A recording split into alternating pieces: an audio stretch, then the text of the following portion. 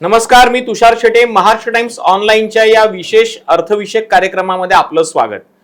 खऱ्या अर्थानं सोन्याला सोन्याची झळाळी मिळते आहे असं म्हटलं तर चुकीचं ठरणार नाही. चांदीनेही आता गगनभरारी घ्यायला सुरुवात केलेली आहे. सोनं 1.25 लाखांच्या आसपास जाऊन पोहोचलंय प्रति तोळा दर, तर दुसरीकडे चांदी प्रति किलो 1.25 लाखांच्या पुढे गेलेली आहे आणि पुढच्या काही काळामध्ये हे दर आणखी वाढण्याची शक्यता आहे. त्यामुळे खरोखरच सोन्यात गुंतवणूक करावी का, गुंतवणूक करण्यासाठी कोणता मार्ग चांगला आहे, किंवा सोने चांदीच्या व्यतिरिक्त गुंतवणुकीच्या दुसऱ्या पर्यायांचा विचार करायचा, जाणून घेऊयात महाराष्ट्र टाइम्सचे वरिष्ठ अर्थविषयक पत्रकार वैभव वझे यांच्याकडनं. वैभव सर, महागाई वाढते आहे, दुसरीकडे सोन्याचे दरही चढे आहेत.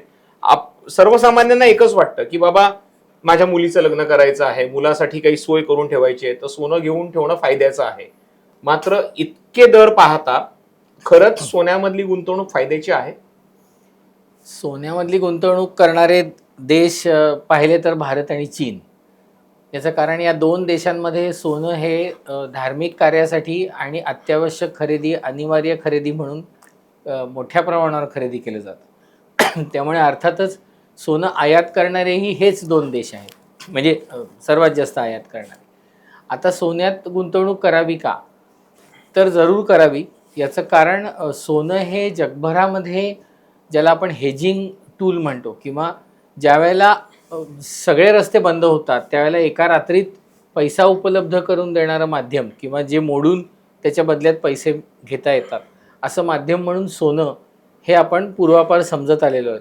आणि आता तर देशोदेशीच्या मध्यवर्ती बँकासुद्धा हाच कॉन्सेप्ट मनात ठेवून सोनं खरेदी करत आहेत. त्यामुळे सोन्यात गुंतवणूक नक्की करावी.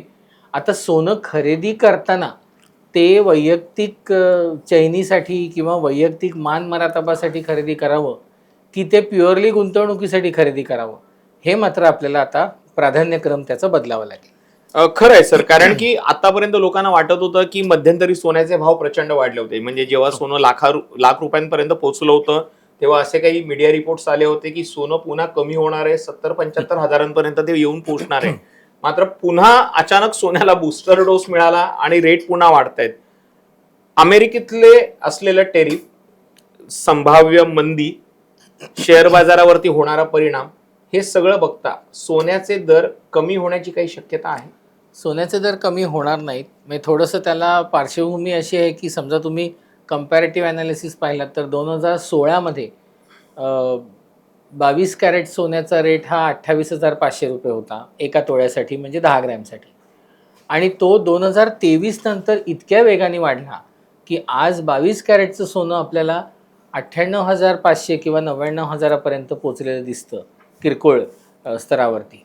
त्याच वेळेला 24 कॅरेटचं सोनं हे 1,13,000वर पोचलेलं आहे. आता जो प्रश्न होता की सोनं कमी होईल का, तर ते कमी होणार नाही.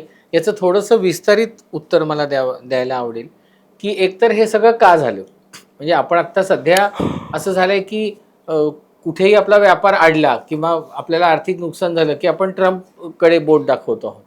पण तसं नाही आहे. आपण करोनानंतर ज्या वेळेला संपूर्ण जग हे आर्थिकदृष्ट्या सावरलेलं होतं त्याच वेळेला हमास इस्रायल, नंतर रशिया युक्रेन हे वाद निर्माण झाले. आणि हे वाद मिटतील अशी गॅरंटी असताना निष्कारण हे वाद आता चिघळत चाललेले आहेत. म्हणजे रशिया युक्रेन तर मला वाटतं हे कधी न थांबणारं युद्ध आहे की काय, अशी परिस्थिती निर्माण झालेली आहे. करोना काळाच्या आसपास हौती या अतिरेकी संघटनेनी किंवा अतिरेक्यांनी हे सुएझ कालव्यावरती आक्रमण करून तोच ताब्यात घेण्याचा प्रयत्न केला. त्यामुळे काय झालं की वेगवेगळी जहाजं जी माल घेऊन निघालेली होती जगाच्या विविध भागामध्ये ती तिथे अडली आणि नाशिवंत माल सगळा खराब व्हायला लागला. त्यामुळे तिथलाही व्यापार धोक्यात आलेला आहे. तीही परिस्थिती अजून काही निवळलेली नाही. मग या सगळ्या पार्श्वभूमीवर तुम्हाला विश्वासू, ज्याला आपण म्हणतो की विनिमयाचं विश्वासू साधन, हे म्हणून आपण सोनं किंवा चांदी यांच्याचकडे बघणार ना. याचं कारण रुपया, आता रुपयाचंच उदाहरण समजा तुम्ही घेतलं तर रुपया गेले अनेक दिवस सातत्याने घसरतोय. म्हणजे कालचा संध्याकाळपर्यंतचा जर तुम्ही रुपयाचा रेट बघितलात किंवा आजच्या दुपारपर्यंतचा बघितलात तर तो एका डॉलरसाठी आपल्याला किरकोळ स्तरावर जर का 89 ते 90 रुपये मोजावे लागत असतील तर हे सर्वसामान्यांच्या आवाक्याबाहेर आहे. आणि त्यामुळे सोन्यामध्ये गुंतवणूक करून तेवढा पैसा अडकवून ठेवणं आणि तो, कारण सोन्यातली गुंतवणूक मोडताना आपल्याला किमान 1.5 तरी रक्कम मिळेल ह्याची गॅरंटी असल्यामुळे सर्वसामान्य माणूस काय किंवा मध्यवर्ती बँका काय हे सोन्याकडे वळणं हे अगदी साहजिक आहे. बरोबर आहे. पण काही लोकांनी अशी सुद्धा एक शक्यता वर्तवलेली आहे की आता आम्ही जे पैसे सोन्यामध्ये टाकतोय, म्हणजे अनेकांकडे पैसे कमी आहेत, सो त्यांचा मुद्दा असा आहे की म्हणजे आधी 60-70 हजार जरी आपण पकडला सोन्याचा भाव, तरी 2-3 महिन्यांचा पगार साठवून ठेवला, किमान 15-20 हजार वाचले तर 3-4 महिन्याची सेव्हिंग होऊन 1 तोळा सोनं घेता येत होतं. आता तेच सोनं जर 1.25 लाखावरती जात आहे तर 1-1 तोळा सोनं घेण्यासाठी प्रचंड वाट बघावी लागणार आहे.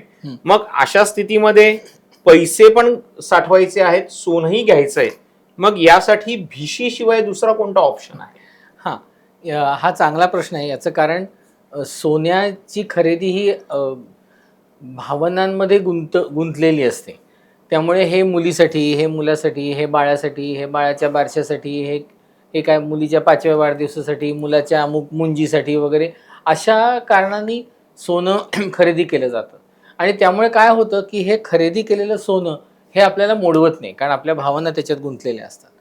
आता प्रश्न येतो की ज्या वेळेला सोनं एक 35-1 हजार रुपयापर्यंत होतं त्यावेळेला कसं तरी करून एकदा 10 ग्रॅम किंवा 1 तोळा सोनं खरेदी करण्या इतपत आपण मनाची आणि खिशाची तयारी केलेली होती. पण जेव्हा ते आता 1,13,000च्याही पुढे जाऊ पाहत आहे त्यावेळेला काय करायचं?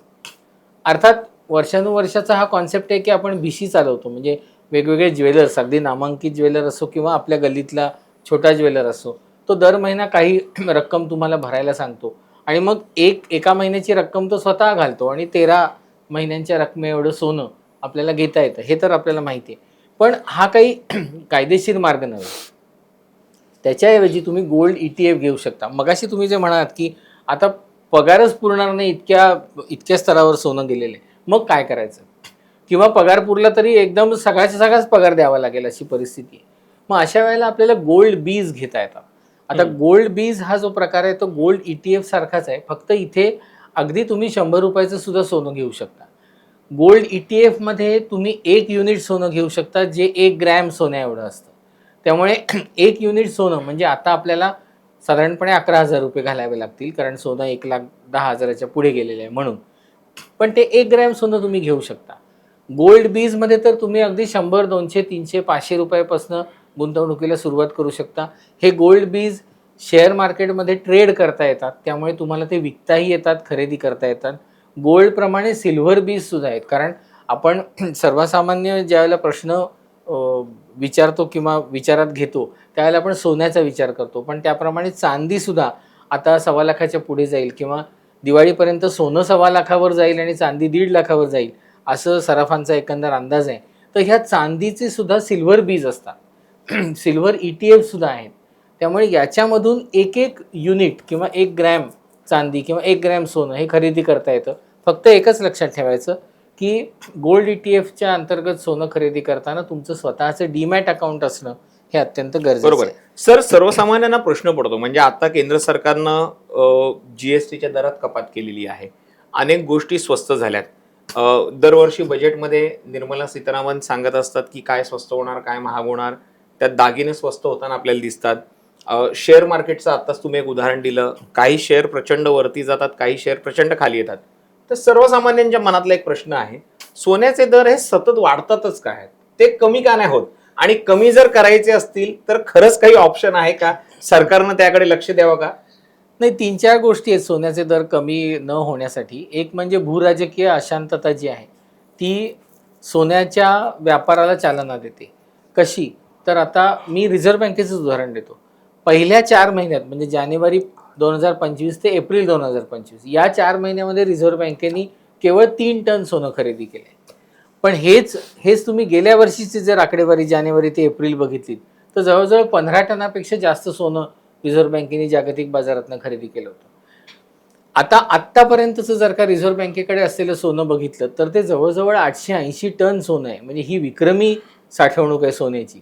आता भारतासारख्या देशाला ज्याची अर्थव्यवस्था गतिमान आहे, ती जगातल्या 5 अर्थव्यवस्थांमध्ये जाऊन बसलेली आहे, तिने जपानच्याही अर्थव्यवस्थेला मागे टाकलेलं आहे, असं हे सगळं असलं तरी सुद्धा ज्याला कुठेतरी एक कन्झर्वेटिव्ह विचार म्हणतो, जी घरातली गृहिणी करते, की आजही गृहिणींकडे पैसे साठवलेले असतात, ते कुठल्या तरी तांदळाच्या किंवा गव्हाच्या डब्याच्या तळ्याशी असतात, ही आजची ही परिस्थिती आहे आणि त्यात काही गैर नाही.